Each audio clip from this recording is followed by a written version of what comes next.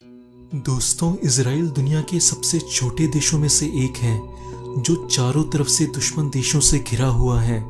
और दुश्मन देश भी ऐसे हैं जो इजराइल को किसी भी तरीके से खत्म कर देना चाहते हैं, लेकिन फिर भी इजराइल से उसके शत्रु देश घबराते हैं। इजराइल उनसे नहीं घबराता। आईएस ने पूरे अरब में आतंक मचाया हुआ है, सरेआम लोगों का कत्लेआम हो रहा है, लेकिन फिर भी अब तक आईएस ने इजराइल की तरफ एक भी गोली नहीं चलाई है, क्योंकि आईएस को पता है कि अगर इजराइल को उकसाया तो इजराइल की ओर से मिसाइल्स दाग दी जाएंगी और इजरायली सेना चढ़ाई कर देगी। इजराइल के शत्रु देश भी कहते हैं कि इजराइल सदा अपने दुश्मनों के घर में घुसकर उन्हें मारने की फिराक में रहता है। इजराइल का ये रुतबा ऐसे ही नहीं बना है, ये संभव हुआ है इजराइल के स्वाभिमानी और देशभक्त लोगों की वजह से। आइए जानते हैं इजराइल के बारे में कुछ ऐसे रोचक तथ्य जिन्हें आज के समय में हर भारतीय को पता होना बहुत जरूरी है। बात है इजराइल के बनने की। जब हिटलर से जान बचाकर यहूदी लोग इजराइल पहुंचे थे, अरब देशों ने पहली बार इजराइल पर 1948 में हमला किया था। उस समय बस इजराइल बना ही था, उसके पास कोई बड़ी सेना नहीं थी, परंतु फिर भी इजराइल ने अरब देशों को बड़ी आसानी से हरा दिया। तब से लेकर अब तक अरब देशों ने 6 बार इजराइल से युद्ध लड़े हैं और एक बार तो 7 देशों ने इजराइल पर हमला कर दिया था, लेकिन इजराइल ने अकेले ही उन 7 अरब देशों को एक साथ हराया था। और जिस क्षेत्र को अरब देश विवादित बता रहे थे वो भी इजराइल ने हथिया लिया था। साल 1952 में अमेरिका ने एल्बर्ट आइंस्टाइन को इजराइल का राष्ट्रपति बनने की पेशकश की, परंतु आइंस्टाइन ने ये पेशकश ये कहकर ठुकरा दी कि वो राजनीति के लिए नहीं बने हैं। इसका कारण ये है कि आइंस्टाइन एक यहूदी थे और इजराइल भी एक यहूदी देश है। इजराइल देश जब आजाद हुआ तो पार्लियामेंट के पहले रेजोल्यूशन में इजराइल ने भारत की प्रशंसा करते हुए कहा कि भारत ही दुनिया में एक ऐसा देश है जहां यहूदियों को पिछले 2000 सालों में कभी भी भेदभाव या अन्याय नहीं सहना पड़ा। इजराइल दुनिया का एकमात्र यहूदी राष्ट्र है तथा इजराइल की ये नीति है कि पूरी दुनिया में अगर कहीं भी कोई भी यहूदी रहता है तो वह इजराइल का नागरिक माना जाएगा। इजराइल के धर्म के बाद अब बात करते हैं इजराइल की राष्ट्रीय भाषा हिब्रू के बारे में। ये कहा जाता है कि मध्यकाल में हिब्रू भाषा का अंत हो गया था तथा इस भाषा को कोई भी सीखने वाला नहीं बचा था, लेकिन इजराइल की स्थापना के बाद देशभक्त यहूदियों ने अपनी भाषा हिब्रू को इजराइल की आधिकारिक भाषा बनाया और हिब्रू को पुनर्जीवित किया।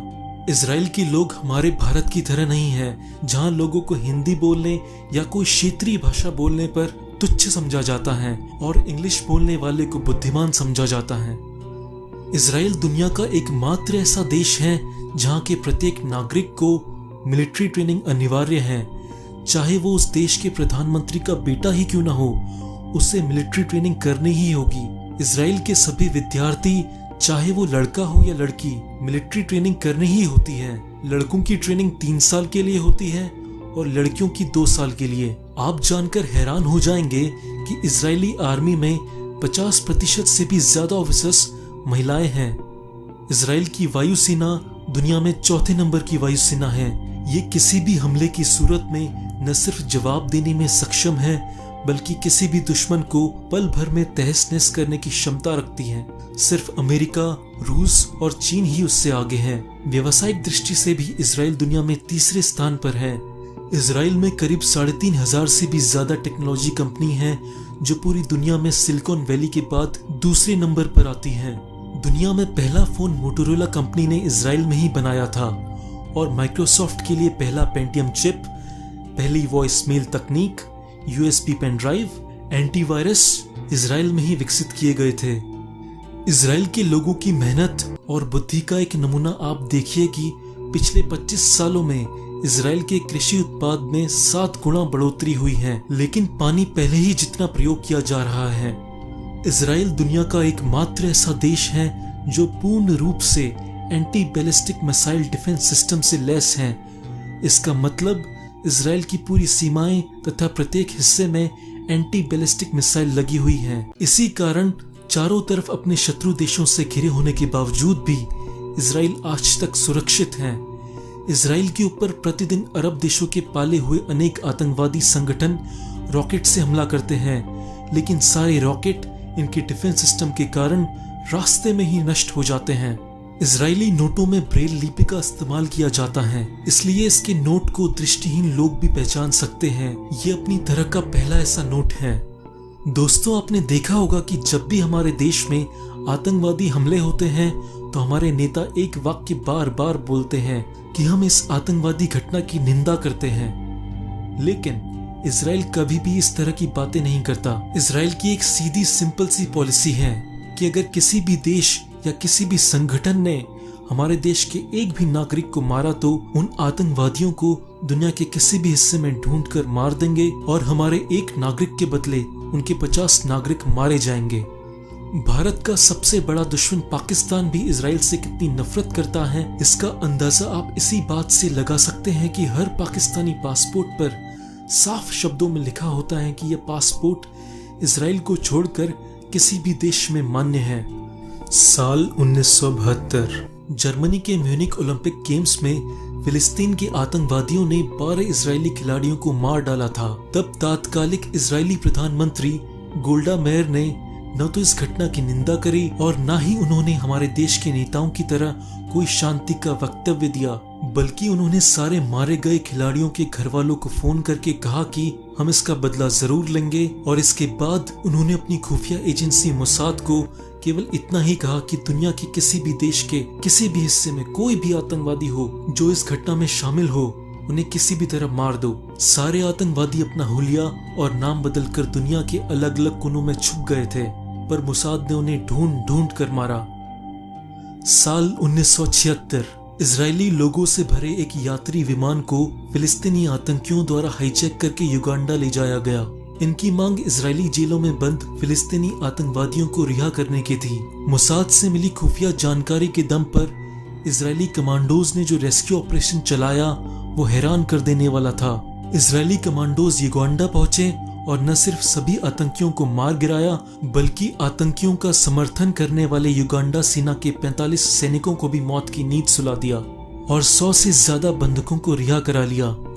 इतना ही नहीं, इजरायली कमांडोज ने युगांडा के करीब 30 फाइटर प्लेनों को भी तबाह कर दिया।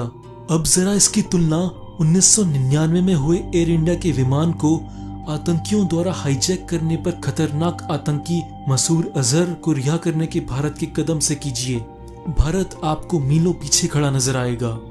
ये बात हैरान करती है कि इजराइल से कई गुना ज्यादा बड़ा देश भारत आज तक किसी भी आतंकी को उसके ठिकाने की जानकारी होने के बाद भी मार नहीं पाया है। फिर चाहे वो 2008 के मुंबई हमलों का मास्टरमाइंड हाफिज सईद हो या 2001 में संसद हमले और पठानकोट हमले की साजिश रचने वाला मौलाना मसूद अजहर, ये सभी पाकिस्तान में खुलेआम घूमते रहे हैं, लेकिन भारत ने कभी भी अपने इन दुश्मनों के खिलाफ मोसाद बन जाने का साहसिक कदम नहीं उठाया है। हाल ही में पाकिस्तान में छिपे अंडरवर्ल्ड डॉन दाऊद इब्राहिम की गिरफ्तारी के लिए भारत ने इंटरपोल से मदद मांगी है। आप खुद ही सोचिए, भारत की जगह इजराइल ऐसी स्थिति में होता तो क्या करता? जाहिर तौर पर वो मदद नहीं मांगता, बल्कि इन आतंकियों को घर में घुसकर मारता। भारत ने अगर अपने दुश्मनों को खुद ही मारना नहीं सीखा तो आने वाले समय में भी उसे आतंकी हमलों का दर्द झेलना होगा और वो सिर्फ मोस्ट वांटेड लोगों की लिस्ट ही सौंपता रह जाएगा। दोस्तों, आप क्या सोचते हैं इस वीडियो के बारे में? आपके व्यूज बहुत इंपॉर्टेंट हैं, इसलिए कमेंट्स में लिखकर जरूर बताएं और हम सारे कमेंट्स का रिप्लाई करते हैं। और कमेंट्स में ये भी बताएं कि आप आगे आने वाले वीडियोस में क्या देखना चाहते हैं। दोस्तों, ये वीडियो देखने पर 2 बातें हुई होंगी, या तो ये वीडियो आपको अच्छा लगा होगा या बेकार लगा होगा। वीडियो अच्छा लगा तो लाइक करें, बेकार लगा तो डिसलाइक करें और कमेंट्स में बताएं भी कि क्यों बेकार लगा।